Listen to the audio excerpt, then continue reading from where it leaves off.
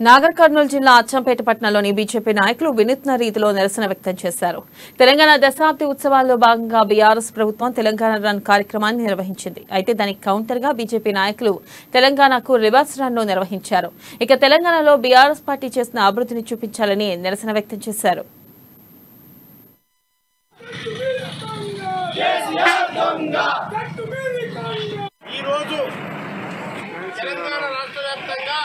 తెలంగాణ ప్రభుత్వం తెలంగాణ ఏర్పడిన తర్వాత 9 సంవత్సరాల కాలంలో విపరీతంగా అభివృద్ధి చెంది చాలా స్పీడ్గా రద్దు చేస్తుందని చెప్పేసి ఈరోజు తెలంగాణ అభివృద్ధి రన్ అని చెప్పేసి తెలంగాణ ప్రభుత్వం టీఆర్ఎస్ ప్రభుత్వం ఒక కార్యక్రమాన్ని చేపట్టింది.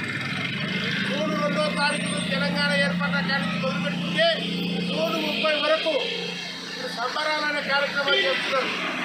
నిజానికి చెప్తున్నాం, తెలంగాణ రాష్ట్రం వచ్చిన తర్వాత 50 సంవత్సరాలు మళ్ళీ వెనక్కిపోయినాం మేము.